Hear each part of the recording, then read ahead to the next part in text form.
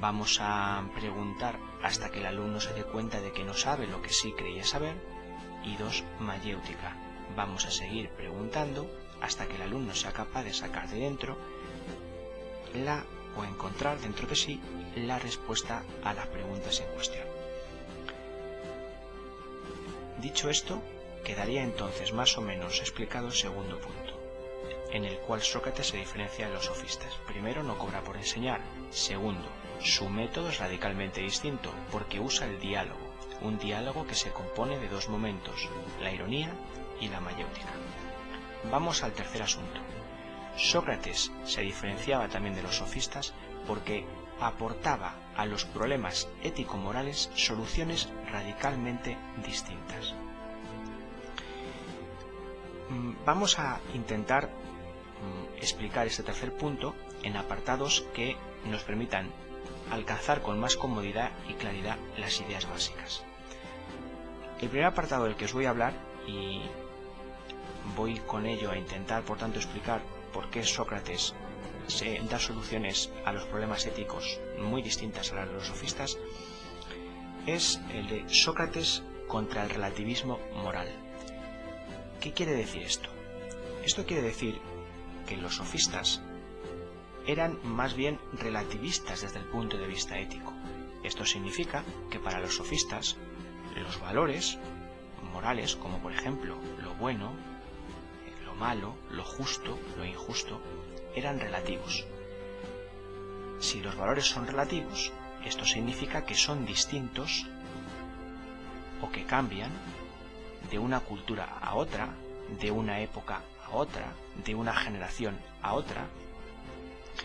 Es lógico que los sofistas pensasen así, porque tengamos en cuenta, como hemos dicho antes, pues que los sofistas viajaban mucho buscando alumnos que demandaran sus conocimientos. El hecho de viajar les había dado una perspectiva más amplia de miras y se habían dado cuenta de que, pues planteamientos que en un sitio eran aceptados, en otros se aceptaban con dificultad o incluso no se aceptaban. Esto muy seguramente les llevó a pensar como pensaban, que los valores morales eran relativos. Bien, Sócrates no está de acuerdo con esto.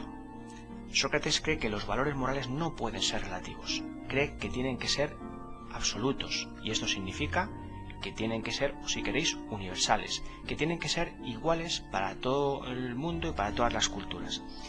¿Por qué? Porque si los sofistas tenían razón, esto nos creaba un problema muy importante.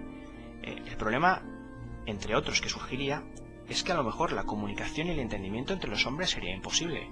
Claro, imaginemos, por ejemplo, que la justicia es algo distinto para cada sociedad o para cada polis. En ese caso, ¿cómo vamos a ponernos de acuerdo cuando decidamos si una ley es justa o no? ¿Cómo podemos saber si una ley es justa si no estamos de acuerdo en lo que significa la justicia? Esto crearía un problema de comunicación importante. Por ello Sócrates pensaba que teníamos que empezar restaurando el valor del lenguaje como arma de conocimiento.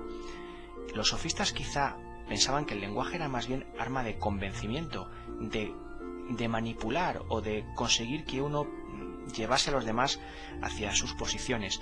Para Sócrates es un filósofo, no un sofista. Un filósofo significa que es un buscador de la verdad, un amante de la verdad, de la sabiduría. Entonces pensaba que el lenguaje tiene que servir como arma de conocimiento.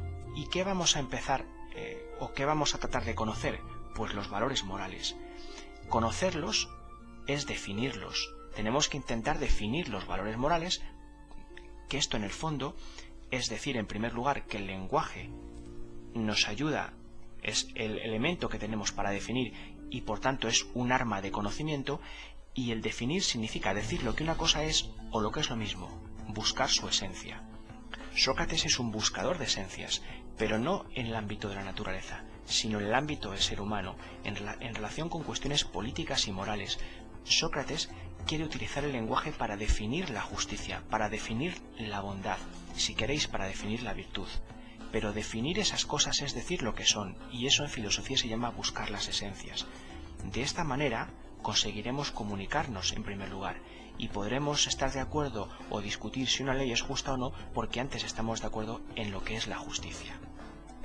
Así que, primera gran idea, si los sofistas eran relativistas desde el punto de vista ético, Sócrates no lo es.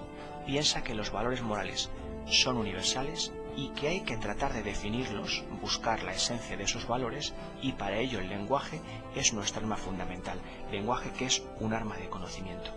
Así pues, Sócrates contra el relativismo de los sofistas. Bueno, hasta aquí una primera idea muy importante. Vamos ahora con otra idea esencial para entender la filosofía de Sócrates. Esta segunda idea es el intelectualismo moral. Bien, para explicar el intelectualismo moral vamos a decir algo. Recordad que, según Sócrates, es muy importante definir los conceptos morales o los valores morales. En primer lugar, para que la comunicación sea posible y para poder dialogar y para poder llegar a acuerdos racionales sobre estos temas. Pero, en segundo lugar, Sócrates pensaba que era esencial definir estos conceptos o valores morales porque solamente conociendo lo que son podremos ponerlos en práctica. Es decir, solo quien sabe lo que es la justicia puede ser justo, solo quien sabe lo que es la bondad puede ser bondadoso. En definitiva, solo quien sabe lo que es la virtud puede ser virtuoso. Esto significa ni más ni menos que Sócrates identifica la virtud con el saber, la virtud con el conocimiento, y a este planteamiento se le llama intelectualismo moral. Esta es una de las ideas más importantes que tenemos que retener de la filosofía de Sócrates. Intelectualismo moral, que significa que vamos a identificar la virtud con el saber. Solo quien sabe lo que es la virtud puede ser virtuoso. Así pues, fijaros la importancia que para Sócrates tiene el conocimiento, y en concreto el conocimiento de la virtud. Solo conociendo la virtud se puede poner en práctica. Pongamos ejemplos particulares, como os he dicho antes. Solo quien sabe lo que es la justicia puede ser justo. Claro que si nosotros no somos meramente receptivos y nos ponemos a pensar un poco en esto que nos dice Sócrates, pues no podemos por menos de sorprendernos. Porque claro, nosotros estamos muy acostumbrados a ver personas que no tienen estudios, y que sin embargo son buenas personas, son justas, podríamos decir.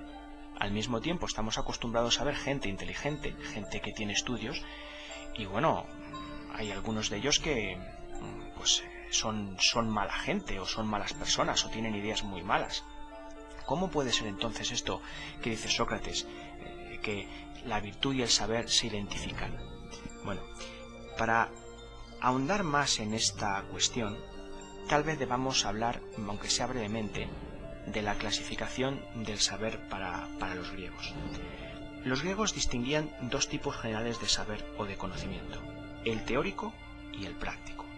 El saber teórico o teorético significa, bueno, pues eso, la contemplación. Es un conocimiento meramente contemplativo, teórico, si queréis, ponerse a reflexionar sobre cuestiones, bueno, pues intelectuales profundas o sobre conocimientos matemáticos o sobre física. Bien, esta sería la idea. Pero el conocimiento práctico, que es un conocimiento que tiene que ver con la acción, no con la mera contemplación, el conocimiento práctico, que es un conocimiento, repito, que tiene que ver con la acción, bueno, pues constaba a su vez de dos tipos, o de dos saberes dentro de él, que sería el conocimiento técnico, encaminado a producir objetos o a hacer cosas, en griego poiesis, y el conocimiento político-moral, que es el que regulaba la conducta, praxis. Así pues, dentro del saber práctico vamos a distinguir entre conocimientos técnicos, o poiesis, que es el encaminado a hacer cosas, a fabricar objetos, y el conocimiento político-moral, que es praxis, el que regula la conducta. De estos dos bueno, pues saberes, fundamentalmente de estos dos saberes de tipo práctico, el técnico y el político, resulta que Sócrates tomó como modelo el saber técnico para su teoría del saber moral. ¿Esto qué significa? Bueno, pues vamos a poner un ejemplo. Tomemos como punto de referencia una profesión de tipo técnico, bueno, pues conocida por todos. Por ejemplo, pues ser pastelero. Bien, un pastelero será aquel que hace pasteles, pero que además los hace bien. Es decir, que sabe qué es un pastel y además qué ingredientes lleva, cómo se mezclan, cómo se cocinan. Bueno, pues análogamente preguntémonos ahora, si Sócrates tomó como modelo el saber técnico para su teoría sobre el saber moral, ahora nos preguntamos, ¿vale? ¿Quién es el hombre justo? ¿Vale? El hombre justo es el que realiza, el que hace acciones justas. Pero claro, para llevar a cabo acciones justas tendrá que saber qué es la justicia. Igual que un pastelero hace bien pasteles porque sabe qué es un pastel. Vale, pues una persona será justa porque lleva a cabo acciones justas, pero porque sabe qué es la justicia. En caso contrario será pura casualidad. ¿Alguien puede llevar a cabo una acción justa sin que sepa lo que es la justicia? Pues sí, pero para Sócrates eso es casualidad. Igual que cuando, por ejemplo, alguien acierta con un remedio para curar una enfermedad. Puede ser por casualidad, pero por eso no decimos que sea un médico. Entonces, la cuestión es que esto nos sigue planteando paradojas. Pero claro, imaginemos ahora, por ejemplo, el siguiente dilema, o la siguiente cuestión. Tenemos dos arquitectos. Uno es un mal arquitecto y otro es un buen arquitecto.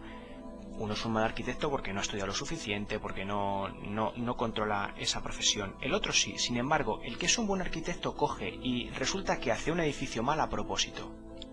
Bueno, según lo que nos dice Sócrates, tendríamos que concluir que el arquitecto que domina su arte, pero que sin embargo hace un edificio mal a propósito, es mejor arquitecto que el que no lo domina y lo hace mal sin querer.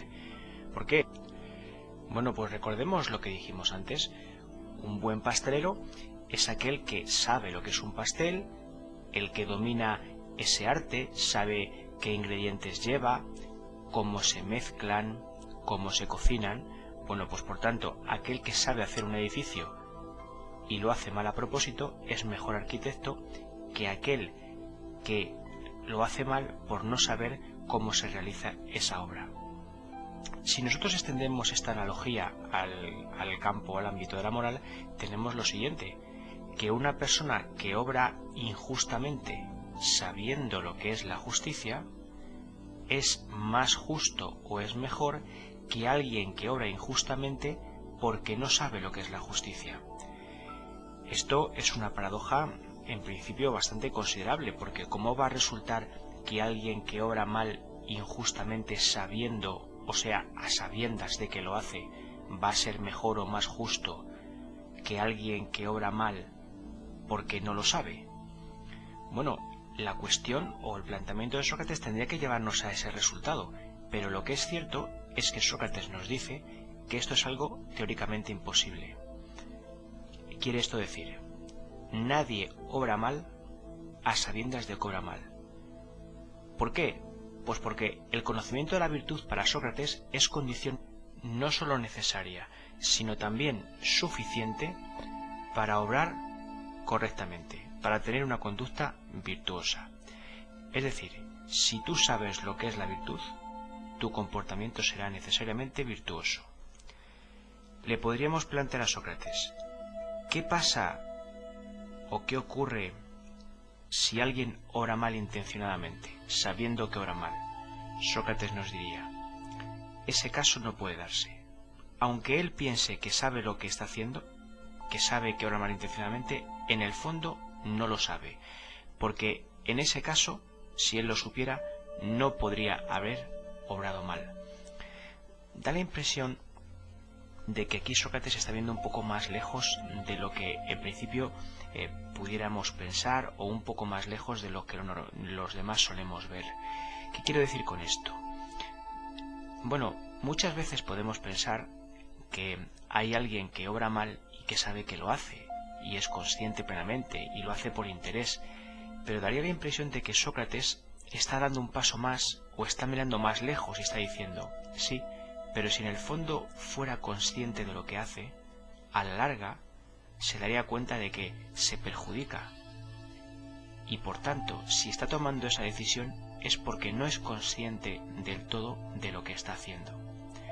Por ejemplo, imaginemos el caso de un tirano o de un poderoso que oprime al pueblo o que los enriquece abusando de los demás solamente por interés.